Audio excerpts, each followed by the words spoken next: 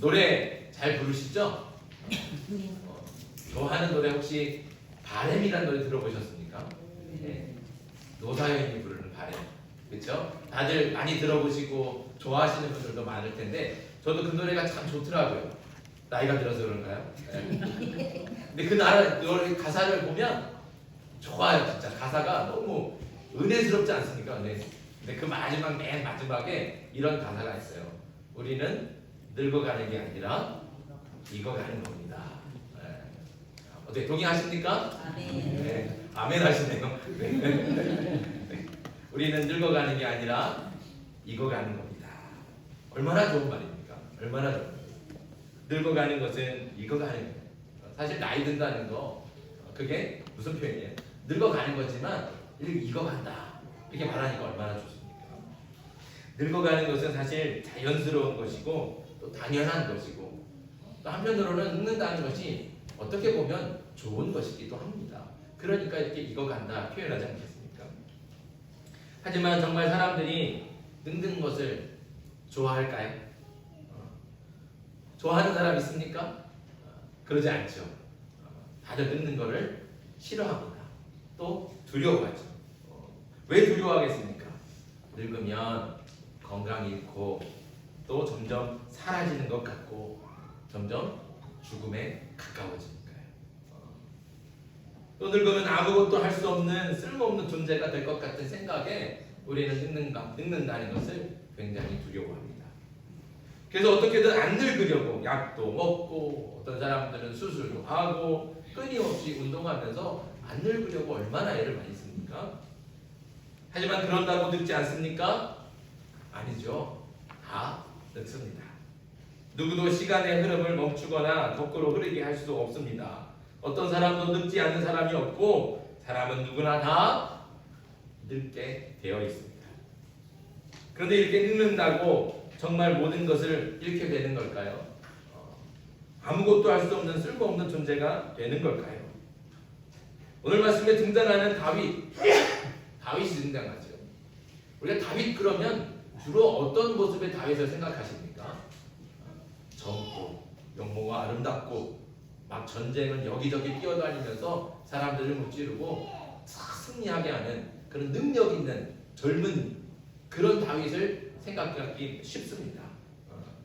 그런데 오늘 말씀에 등장하는 다윗은 그런 다윗이 아니에요. 오늘 말씀의 1장 1절입니다. 1장 1절 같이 한번 읽어볼까요? 1장 1절 시작. 다윗이 나이가 많아 늙으니 이불을 덮어도 따뜻하지 아니하시라. 아멘. 다윗이 어떻게 됐다고요? 나이가 많이 들었다는 거예요. 그냥 나이가 많이 드는 게 아니에요. 늙어졌어요. 늙어지면 몸에 여러 가지가 기능이 하지 않습니다. 그렇죠? 제대로 기능을 하지 않아요. 눈이 있어도 제대로 보이지 않고 입이 있어도 잘 씻지 못하고 대부분 그렇지 않습니까? 여기 다윗이 지금 그런 상태라는 거예요. 그러니까 이불을 덮어도 몸이 따뜻해지지 않는다는 거예요. 얼마나 괴롭겠습니까? 아마 다윗은 수족냉증, 지금으로 말하면 그런 것들 아주 심하게 앓고 있는 것 같아요. 이렇게 다윗은 늙고 병든 그런 아주 연약한 모습으로 우리에게 등장하고 있는 겁니다. 자, 이 정도로 나이가 들어서 늙어졌으면 보통 어떻게 생각합니까? 야, 그 용맹했던 다윗도 이제 한물 갔구나. 이제 아무것도 없는, 할 수 없는, 쓸모없는 노인이 되고 말았네. 이렇게 생각하기 쉽죠. 그런데 과연 늙은 다윗이 쓸모없는 사람처럼 되었을까요? 결코 그렇지 않습니다. 오늘 본문에서 우리는 아무것도 할 수 없을 것 같은 늙은 다윗을 통해 뜻을 이루시는 하나님을 발견할 수 있습니다.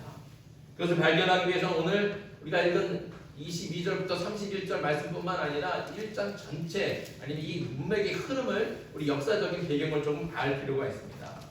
그래서 오늘 1장 전체를 다 내용을 한마디로 요약하자고 그러면 다윗의 아들인 아도니아와 솔로몬의 왕위 쟁탈전 이것이라고 말할 수 있습니다. 구체적으로 한번 들어가 볼까요? 자, 앞에서도 말했지만 다윗은 나이가 들어서 늙고 병들어서 연약해졌습니다. 그런 다윗을 보면서 저 노인은 이제 아무것도 할 수 없겠구나. 이제 쓸모없는 노인에 불과해. 이렇게 생각했던 사람이 한 사람 있습니다. 그 사람이 바로 다윗의 넷째 아들인 아도니아입니다. 그 아도니아가 스스로 왕이 된 것이죠. 비록 나이가 많아 늙고 병들었어도 이스라엘의 왕은 엄연히 다윗입니다. 다윗이 아직 살아있죠. 왕의 자리에 있습니다. 왕이 버젓이 살아있음에도 불구하고 아도니아가 스스로 왕이 되었다는 것은 결국 어떻게 해요? 아들이 아버지를 거역하고 반역을 저질렀다는 거예요. 다윗은 이미 앞에서도 압살롬에 의해서 큰 슬픔을 당하지 않았습니까? 근데 이 또다시 넷째 아들이 반역을 저지르는 거예요. 반역을 저지르는 거예요. 왕이 다윗이 버젓이 살아있는데도 자기가 왕이 되겠다고 반역을 저지른다는 거죠. 그런데 다윗의 아들을 생각해보면 사실 아도니아가 굳이 이럴 필요가 있었을까? 왜 반역을 저질렀을까? 이런 생각을 할 수 있습니다. 아도니아가 서열상 네 번째, 그러니까 넷째 아들이지만 지금 이 상황에서 앞에 세 형이 있습니까? 없습니까? 아무도 없어요. 아무도 없어. 이 세 형이 다 죽어서 없습니다. 그러니까 순번째로는 네 번째지만 지금 사실 실질적으로 뭐예요? 장남이나 마찬가지예요. 장남. 첫째 아들이나 마찬가지죠.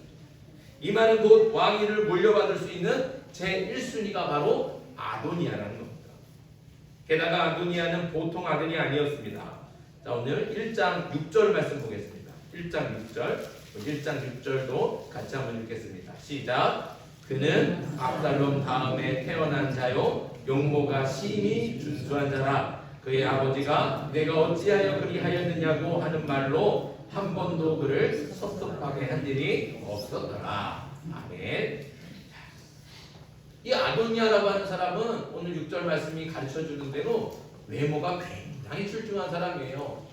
외모만 출중하느냐? 그러지 않고 다윗이 엄청 사랑했다는 거죠. 그러니까 다윗이 너무너무 사랑하니까 아들을 향해서 네가 어떻게 그런 일을 할 수 있니? 라고 이렇게 핀잔을 주거나 화를 내거나 꾸중을 한 사람 적이 한 번도 없다는 거예요. 그러니까 아들이 아버지 때문에 섭섭한 적이 한 번도 없다는 거죠. 그러니까 그 아버지 다윗이 그 아도니아를 얼마나 애지중지 키웠겠습니까?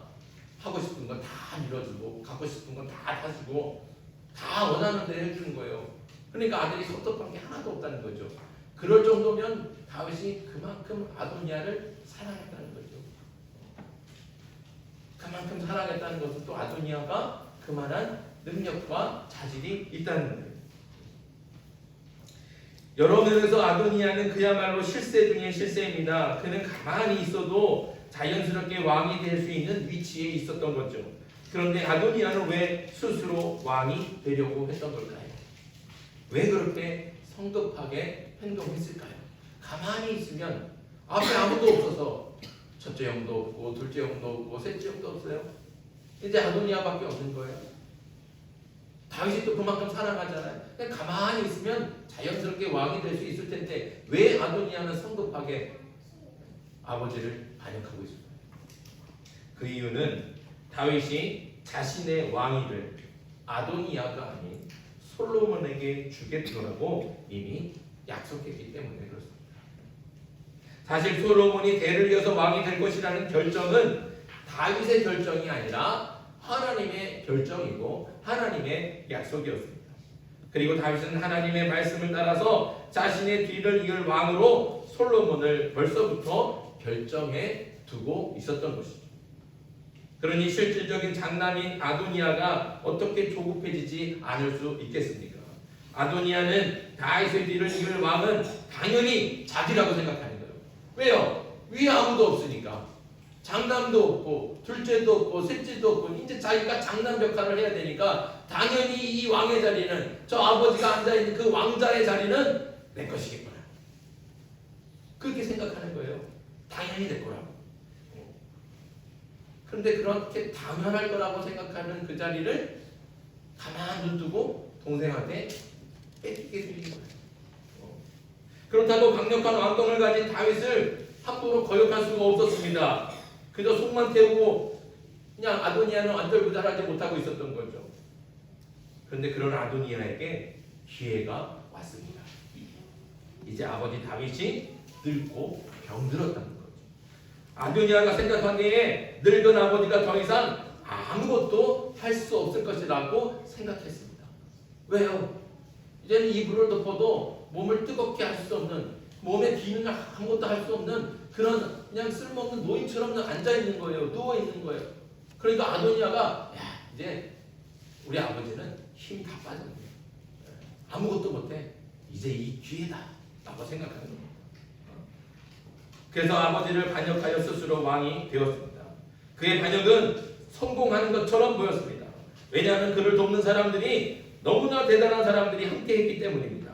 그의 곁에는 이스라엘의 군대 장관인 요압이 함께 있고 제사장인 아비아달도 함께 했습니다. 아도니아가 요압과 함께 했다는 것은 이스라엘의 군사력을 장악했다는 것이고, 아비아달, 제사장인 아비아달을 통해서는 종교적인 명분도 얻게 된다는 거예요. 그러니까 왕이 되는데 거리낄 게 하나도 없습니다. 군사력도 가지고 있죠. 종교적으로도 명분을 가지고 있죠. 제사장이 아비아달이 이분이 바로 하나님께서 세우신 왕입니다라고 한 말 한마디 하면 끝나는 거예요. 이렇게 그대로 끝나버리면 아도니아가 왕이 된다고 해도 아무 문제가 없습니다. 그러나 이 모든 것은 하나님의 뜻이 아니라는 거죠. 아도니아가 아무리 외모가 아름답고 준수해 보려도 그는 결코 왕이 될 수 없습니다. 왜냐하면 하나님께서는 외모나 조건을 보시는 분이 아니기 때문입니다. 오직 마음의 중심을 보시죠. 거기다가 하나님께서는 이미 솔로몬을 다윗 다음의 왕으로 세우겠다고 약속해 주셨습니다. 하나님께서 정하신 약속은 반드시 행하시고 뜻을 이루십니다. 우리 하나님은 바로 그런 분이에요. 하나님께서 말씀하신 것은 반드시 다 이룬다는 거죠. 그러니 하나님께서 다윗 다음에 솔로몬이 왕이 될 것이다, 이미 약속하신 말씀이 있는데 하나님께서 그것을 그냥 내버리시겠습니까? 약속하신 것은 반드시 이루신다는 거예요. 결국 어떻게 되었습니까? 우리가 다 아는 대로 솔로몬이 왕이 됐죠. 하나님의 뜻이 이루어진 것입니다. 그런데 그렇게 하나님의 뜻을 이루기 위해서 결정적인 역할을 한 사람이 누구일까요? 그것은 바로 다윗입니다.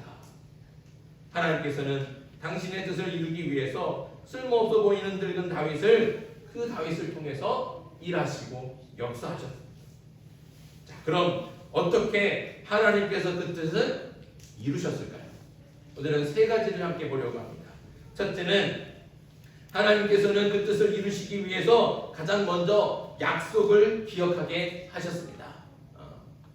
하나님께서는 다윗에게 많은 아들들 중에서 솔로몬을 다음 왕으로 세우시겠다고 분명히 약속해 주셨습니다. 그리고 그 약속을 따라서 다윗도 솔로몬에게 왕위를 주어서 성전을 짓게 하겠다 공포했습니다. 그래서 살아있는 동안에 성전 건축 준비를 다윗이 다 끝내놓지 않습니까? 백향목과 금과 놋과 이 모든 것, 성전에 들어갈 모든 재료를 다 준비해 놓은 거예요. 그리고서는 그 준비된 재료들을 바라보면서 솔로몬에게, 아직 왕이 되지 않은 솔로몬 아들을 불러다 놓고 네가 나 다음에 왕이 될 것이고 이 모든 재료들을 가지고 하나님을 위해서 성전을 만들어라 라고 당부까지 했습니다. 당부까지 다 했던 거죠. 하지만 다윗이 늙고 병약해지면서 하나님께서 주신 그 약속의 말씀을 잊어버리고 말았습니다. 아도니아가 스스로 왕이 될 때까지도 다윗은 하나님의 약속을 잊어버린 거예요.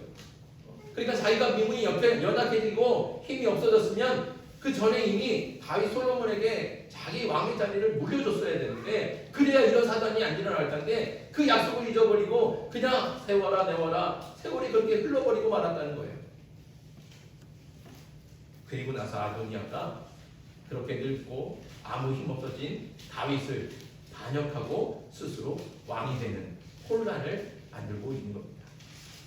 이때 하나님께서 선지자 나단을 보내 하나님의 약속을 기억나게 하셨습니다. 오늘 말씀이 24절입니다. 24절 같이 읽습니다. 시작.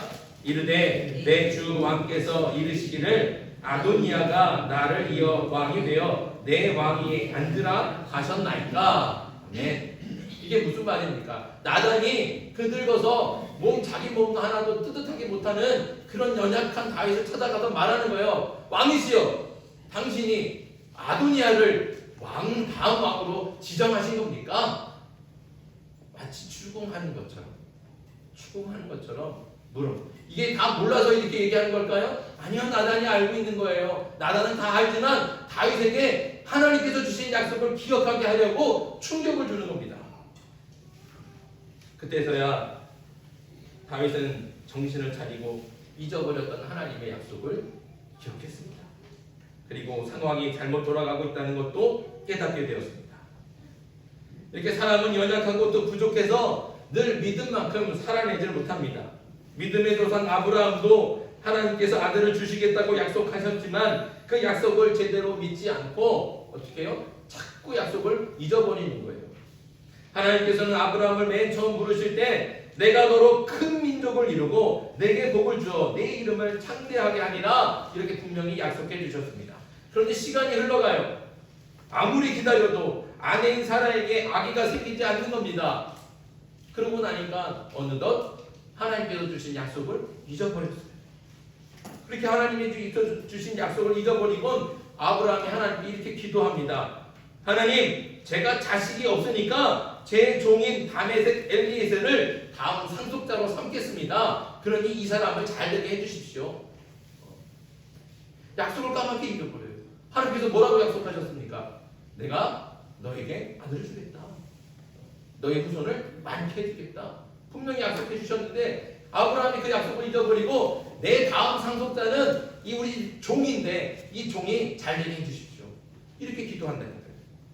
근데 하나님께서는 아브라함을 이끌고 밖으로 나가셔서 하늘의 별을 보여주시면서 내가 너에게 아들을 준다고 하지 않았느냐? 봐라, 저 하늘의 별처럼 내 자손이 셀 수 없이 많아질 것이다.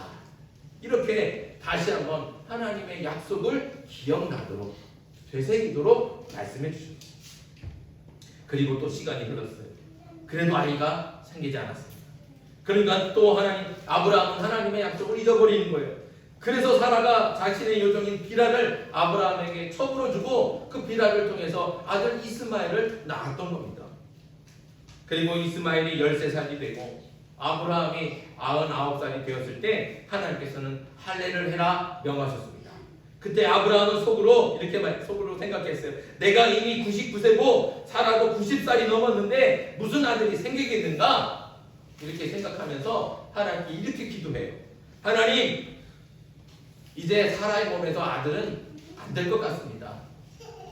대신 제 첩 비라가 아들을 이스마엘을 낳았는데 이 이스마엘이나 잘되게 해주십시오.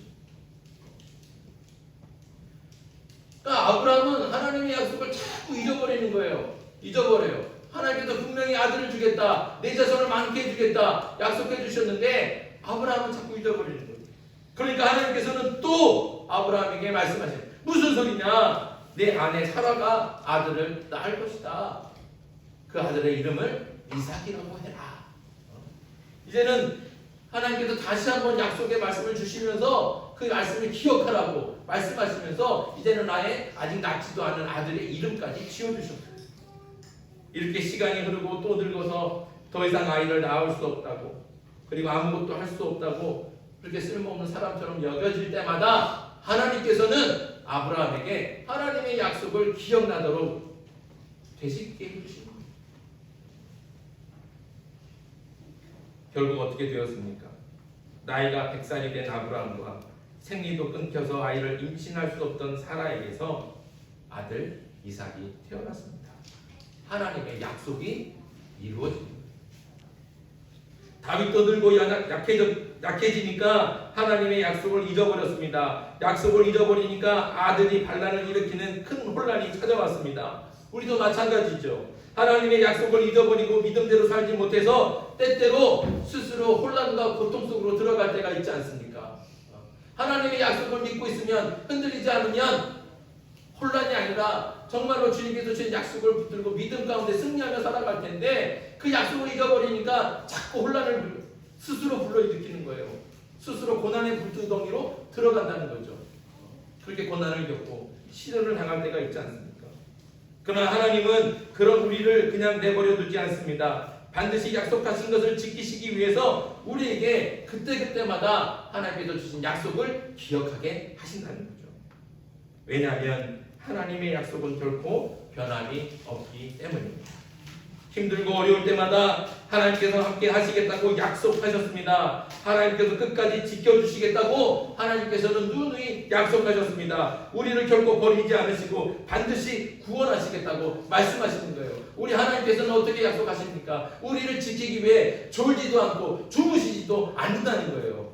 우리가 지난주 이사야의 말씀을 봤지만 하나님께서는 우리가 물 가운데 지날 때에도 그 물이 우리를 침범치 못하게 지켜주실 것이고, 우리가 불 가운데 지날 때에도 그 불이 나를 사르지 못하도록 하나님께서 지켜주시겠다. 뭐 하셨습니까? 약속하셨다. 약속하셨다. 그 약속을 잊지 마시기 바랍니다. 그 약속을 날마다 새롭게 기억하시길 바랍니다. 그 약속을 붙들면 어떤 고난과 시련이 와도 우리는 흔들리지 않는 거예요.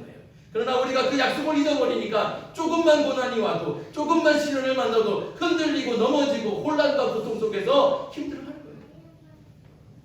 약속을 기억하시길 바랍니다. 하나님께서는 그 약속을 기억하는 자에게 하나님의 약속을 이루시고 놀라운 축복과 은혜를 더해 주실 줄 믿습니다. 그분을 믿고 약속을 잊지 않으며 기다리고 인내할 때 하나님께서 우리를 통해 하나님의 뜻을 이루어 주실 줄 믿습니다. 두 번째, 하나님께서는 뜻을 이루기 위해 연약한 인간을 통해 역사하십니다. 자, 늙어서 자신의 몸도 가누기 힘들 정도로 병약해진 다윗은 더 이상 아무것도 할 수 없는 쓸모없는 존재처럼 보입니다. 아도니아도 그렇게 생각했어요. 예전에 영맹스럽던 장수의 모습은 없고 더 이상 위대한 왕의 위엄도 갖추기 어렵습니다. 아도니아에게 다윗은 이제 쓸모없는 노인 그 정도로밖에 안 보이는 거죠.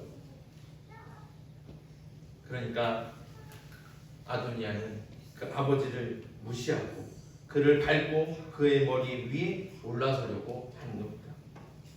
그러나 오늘 하나님께서는 그 늙고 병약한 다윗으로 하여금 이 혼란을 바로잡게 하십니다. 아무 힘도 없어서 쓸모없을 것 같은 다윗을 가장 중요한 때 가장 강력한 힘으로 사용하시는 거죠. 자, 오늘 말씀 30절 봅니다. 30절 같이 한번 읽겠습니다. 시작. 내가 이전에 이스라엘의 하나님 여호와를 가리켜 내게 맹세하여 이르기를 내 아들 솔로몬이 반드시 나를 이어 왕이 되고 나를 대신하여 내 왕위에 앉으리라 하였으니 내가 오늘 그대로 행하리라. 아멘. 어떻습니까? 이 말씀을 읽을 때 이 마지막에 내가 오늘 그대로 행하리라.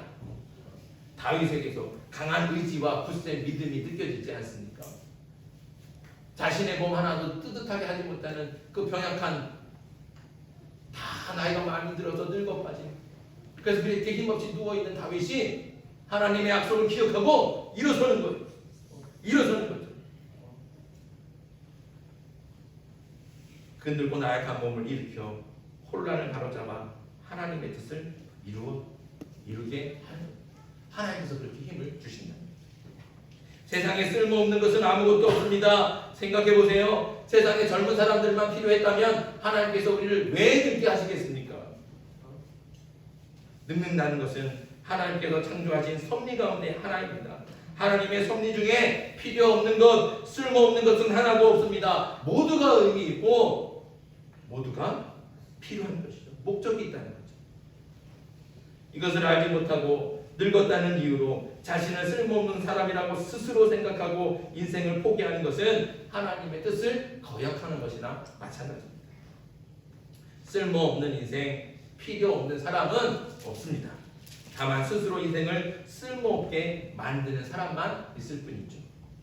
나이가 들어 늙고 힘이 없는 사람에게도 하나님의 선하신 뜻과 계획이 있음을 우리가 기억해야 합니다. 또 우리 몸이 약하고 불편하다고 해서 난 못해, 난 안 돼, 할 수 없어 이렇게 미리 포기하고 좌절하지 마십시오. 우리의 연약함을 통해서 하나님께서는 일하신다는 거죠. 하나님께서는 언제든지 우리가 약할 때 우리를 강하게 사용하십니다. 그래서 바울이 이렇게 고백하지 않습니까? 내 능력이 약한 데서 온전하여 지리라. 내가 강할 때에는 하나님이 살아계신 줄 잘 몰라요. 그래서 하나님의 뜻을 이루지 않고 내 뜻대로만 행하잖아요. 그런데 내가 약함을 알고 나의 부족함을 깨달을 때 하나님께서 나의 약함과 부족함을 사용하시는 거예요. 어떻게 해요? 하나님께서 주시는 힘과 능력을 채워주셔서 하나님께서 주시는 힘으로 내 힘이 아니고 내 능력이 아니고 하나님께서 주시는 힘으로 능력으로 하나님의 뜻을 이루도록 하나님께서 사용하신다는 겁니다. 우리의 약함은 결코 부끄러운 것이 아닙니다. 오히려 우리가 약하고 부족한 것을 인정해야 하나님께서 채우시며 하나님께서 사용하시는 것입니다. 우리는 약하지만 우리와 함께 하시겠다고 약속하신 하나님은 전능하시고 크고 강하십니다. 그러니 우리의 약함을 인정하고 나의 늙음도 인정하고 능력의 하나님을 의지하며 그분과 함께하는 저와 여러분들 되길 간절히 바랍니다. 나는 약하지만 나는 늙어서 아무것도 할 수 없을 것 같지만 크고 강하신 하나님께서 우리에게 힘을 주시고 능력을 주셔서 하나님의 뜻을 이루게 하실 줄 믿습니다. 나이가 들어서 못하는 것이 아닙니다. 하나님을 믿지 않아서 하나님을 의지하지 않아서 그래서 못하는 거죠. 나이가 들수록 더 하나님을 진실하게 믿고 더 강력하게 의지하며 하나님께서 주시는 힘과 능력으로 사는 저와 여러분들 되길 바랍니다. 세 번째, 마지막 세 번째입니다. 하나님께서는 뜻을 이루시기 위해서 돕는 사람들을 예비해 주셨습니다. 아도니아가 스스로 왕이 되고자 했을 때 그의 주변에는 아까 말씀드린 것처럼 군대 장관 요압과 제사장 아비아달이 있었습니다. 그리고 그의 즉위식에는 왕자들과 왕의 신하들이 모두가 다 거기에 참여하고 있었어요. 거의 모든 사람들이 다 아도니아를 따라갔습니다. 이렇게 중요한 사람은 다 아도니아를 따라갔으니 정작 하나님께서 약속하신 솔로몬 곁에는 아무도 없는 것 같아요. 이제 정말 바람 앞에 등단불처럼 아도니아가 왕이 돼서 군사를 몰고 와면 제일 먼저 죽을 사람이 바로 솔로몬과 그의 어머니 바세바랍니다. 하지만 하나님께서는 결코 허투루 약속을 하시는 분이 아닙니다. 하나님은 약속을 반드시 지키시는 분입니다. 그 약속을 지키고 하나님의 뜻을 이루기 위해서 하나님께서는 다윗을 돕는 그리고 솔로몬을 돕는 사람들을 예비해 두고 계십니다. 1장 7절과 8절 말씀 같이 읽겠습니다. 1장 7절 8절 시작. 아도니아가 수르의 아들 요압과 제사장 아비아달과 모이하니 그들이 따르고 도우나 제사장 사독과 여호야다의 아들 분하야와 선지자 나단과 시므이와 레이와 다윗의 용사들은 아도니아와 같이 하지 아니하였더라. 아멘. 다른 사람들이 다 정말 중요한 사람들이 다 다윗을 아도니아를 따라간 것 같지만 남겨진 사람이 있다는 거예요. 아도니아를 따라가지 않은 사람들이 있다는 거예요. 그 사람들을 하나님께서 어떻게 해요? 사용하십니다. 오늘 말씀 32절도 같이 읽습니다. 32절 시작. 다윗 왕이 이르되 제사장 사독과 선지자 나단과 여호야다의 아들 분하야를 내 앞으로 부르라 하니 그들이 왕 앞에 이른지라. 아멘. 하나님께서는 제사장 사독과 분하야와 나단과 시므이와 레위와 용사들을 남겨주셨습니다. 비록 숫자는 적지만 그들은 결코 약하지 않습니다. 왜 그렇습니까? 전능하신 하나님께서 함께 하시니까. 크고 강하신 하나님께서 지켜주시니까요. 이렇게 하나님께서는 당신의 뜻을 이루기 위해 돕는 사람들을 남겨두셨고 그들로 하여금 늙고 병든 다윗을 도와서 하나님의 뜻을 이루게 하신 겁니다. 하나님께서는 우리가 환난 가운데 있을 때 우리를 결코 홀로 두지 않으십니다. 언제나 우리를 돕도록 예비하고 계신다. 혹시 지금 어려움 가운데 있습니까? 환난이 다가와 고통 가운데 있습니까? 낙담하지 마십시오. 도움의 손길을 예비하시는 하나님을 믿고 포기하지 않고 참고 기다리며 승리할 수 있는 저와 여러분들 되길 바랍니다. 하나님께서는 예비하고 계십니다. 이제 말씀을 정리하겠습니다. 나이가 들었다고 또 몸이 병들었다고 몸이 약해졌다고 아무것도 할 수 없는 쓸모없는 그런 사람이 된 게 아닙니다. 다시 말씀드리지만 이 세상에 쓸모없는 사람은 아무도 없습니다. 하나님께서는 우리 한 사람 한 사람에게 하나님의 뜻을 다 품어주고 계십니다. 다 뜻을 갖고 계십니다. 그리고 그 사람을 통해서 하나님의 뜻을 반드시 이루신다는 거죠. 아무리 약하고 보잘것없어 보이는 사람이라도 나이가 많이 들어서 아무것도 할 수 없을 것 같이 연약한 노인이라도 하나님의 뜻이 있는 줄 믿습니다. 대신 하나님의 뜻을 이루기 위해서 잊었던 약속을 기억나게 하시고 연약한 우리에게 감당할 수 있는 힘과 능력을 주시며 부족한 우리를 위해서 도움의 손길을 하나님께서 예비하고 계신 줄 믿습니다. 그러니 연약하다고 나이 들었다고 늙었다고 미리 절망하고 포기하지 않기를 바랍니다. 연약할수록 더 진실하게 하나님을 믿고 더 간절하게 하나님을 의지하는 저와 여러분들 되길 간절히 바랍니다. 그때 하나님께서 연약한 우리를 통해 크고 놀라우신 하나님의 뜻을 이루어 주실 줄 믿습니다. 그렇게 젊어서 강할 때에도 나이가 많아 연약할 때에도 평생 하나님의 뜻을 이루며 살아갈 수 있는 아름다운 인생이 되길 주님의 이름으로 축복합니다. 기도드리겠습니다. 우리를 통해 하나님